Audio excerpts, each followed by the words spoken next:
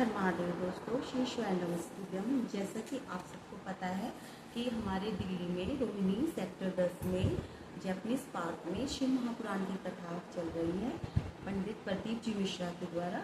तो उनकी कथा में बहुत ही अच्छी अच्छी बातें बताते हैं वो।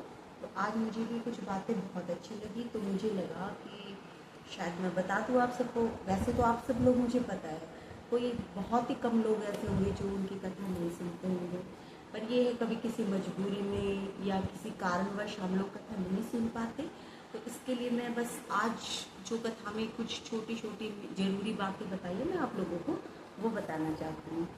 तो जैसे उन्होंने बताया कि वृक्षों में 5 वृक्ष ऐसे होते हैं जो बहुत ही शुभ माने जाते हैं। अगर आपके मन में बहुत कोई उलझन चल रही हो, आपके जीवन में कष्ट चल रहा हो, तो आप उन वृक्षों के नीचे बैठकर कोई भी जाप कर सकते हैं। नमः शिवाय का, ओम नमः शिवाय का, या श्री शिवाय नमस्तुभ्यम, या आप जो भी जाप करना चाहे उन वृक्षों के नीचे बैठ के आप थोड़ी देर मौन होकर मन ही मन में जाप कीजिए। तो वो वृक्ष कौन से हैं? तो सबसे पहले उन्होंने बताया वट वृक्ष, पीपल का वृक्ष, फिर बेलपत्र का वृक्ष, फिर शमी वृक्ष और एक आंवले का वृक्ष। तो ये वृक्ष ऐसे माने जाते हैं कि इनके नीचे बैठकर अगर आप सच्चे मन से मन ही मन में जाप करोगे तो आपकी हर इच्छाएं पूरी होंगी और आप हमेशा शुभ ही शुभ होगा आपके साथ। दूसरा उन्होंने कहा कि हम लोग जैसे हमारे जीवन में अगर कोई बहुत कष्ट है तो हम क्या कर सकते हैं, अपने ही घर में जैसे हमारे पास गमले होते हैं, बेलपत्र का गमला, शमी का, या किसी भी फूल पौधे का गमला, तो उसी के नीचे अगर आपके घर में बहुत समस्या चल रही हो, आप बहुत परेशान हो, तो उन्होंने बोला कि आप प्रैक्टिकल करो। तो उन्होंने कहा है कि गमले के अंदर ही आप जैसे मिट्टी से शिवलिंग बना लो, ऐसे उठाकर मिट्टी उसी गमले में शिवलिंग बना लो और उसी की पूजा करो, दीप लगाओ, धूप दीप दूर्वा चावल फल फूल सब वहीं पर चढ़ाओ और दीपक दिखाकर वहीं पर उनका विसर्जन कर दो।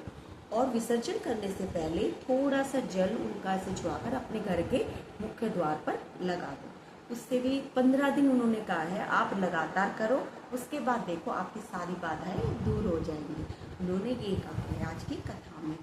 और उन्होंने ये भी कहा है कि अगर किसी को बहुत कोई तकलीफ रहती हो, पेट की तकलीफ या जैसे पेट में दर्द, मरोड़ा या किसी तरह की पेट की जो भी बीमारी होती है, उनको लिए उन्होंने कहा है कि 2 पीपल के पत्ते लेकर और मंदिर में जाकर पिपलेश्वर महादेव का नाम लेकर वो दोनों पीपल के पत्ते शंकर जी के ऊपर चढ़ा दे, ये शिवलिंग उनके ऊपर चढ़ा दे। उसके बाद 2 लोटे जल, या तो 2 लोटे ले लो या 2 कटोरी ले लो, कुछ भी लेकर उनको धीरे धीरे पिपलेश्वर महादेव का नाम लेकर शंकर जी पर समर्पित कर दो। पहले पीपल के पत्ते, फिर वो जल, और फिर वो जो जल जा रहा है उसको आप किसी बर्तन में थोड़ा सा झेल कर घर ले आए और लाकर थोड़ा थोड़ा उसको कुछ दिनों तक पीते रहे। और ऐसा अगर आप रोज कर सकते हो तो कुछ दिन लगातार कर सकते हो पीपल के पत्तों का उपाय। नहीं तो आप झेल के जल ले आओ एक दिन और उसको मतलब 4 दिन 5 दिन पीते रहो, उसके बाद फिर ले आओ और आपका बिल्कुल सारी बीमारियां पेट के दूर हो जाएंगी। तो उन्होंने ये कहा। और उन्होंने ये भी बताया कि जो शंकर जी के कानों के कुंडल हैं उनमें 2 सर्प रहते हैं। उनके कानों के कुंडल में 2 सर्प रहते हैं। तो उन सर्पों के उन्होंने नाम बताए कि पहले तो उन्होंने ये बताया कि वो सर्प धारण शंकर जी के कानों में कैसे पहुंचे, क्योंकि वो बहुत परेशान थे। उन्होंने बहुत तप यज्ञ किया, तप यज्ञ करने के बाद शंकर जी के कानों तक पहुंच गए और उनको शंकर जी ने अपने कानों में धारण कर लिया। तो उन 2 सर्पों का नाम उन्होंने बताया, एक का पदम, एक का पिंदल।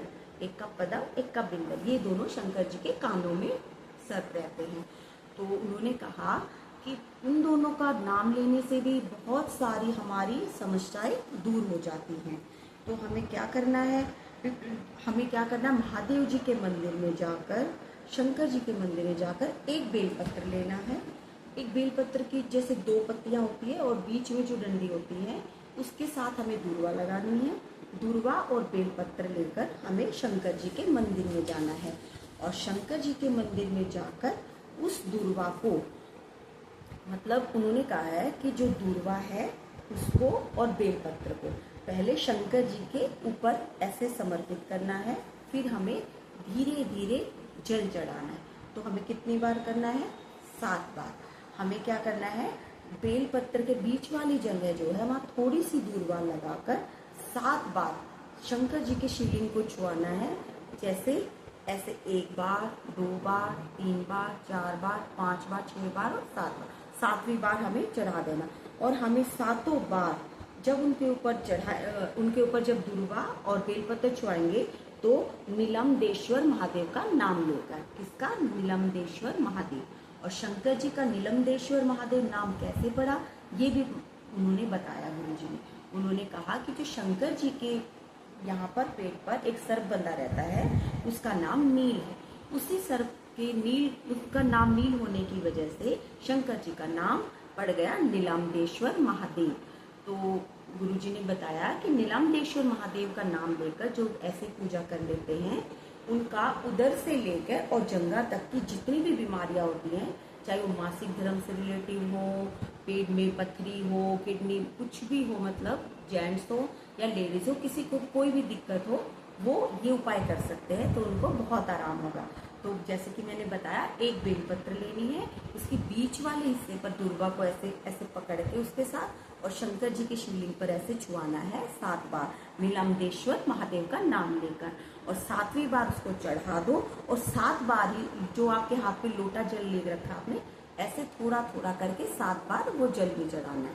और फिर हमें क्या करना है, जल चढ़ाने के बाद वो जो दुर्वा है उसको उठा के घर ले आना है और घर लाकर सुबह उसको चबा चबा के कुछ दिनों तक एक थोड़ा थोड़ा खाना है। आप ऐसा कुछ दिन तक करोगे तो आपकी पेट से सभी संबंधित बीमारियां दूर हो जाएंगी, ऐसा उन्होंने कहा है। तो आज मुझे थोड़ा इतना ही सब मैंने सुना तो मैंने आपको बता दिया। वैसे तो आप सबको पता ही है, पर ऐसा हो सकता है कि आप लोग कुछ ना सुन पाए हो। अगर मुझसे कोई त्रुटि हुई हो तो सब क्षमा कर देना। वैसे मुझे कुछ जानकारियाँ मिलती रहेंगी तो मैं आपको बताती रहूँगी। हर हर महादेव। श्री शिवाय नमस्तुभ्यम।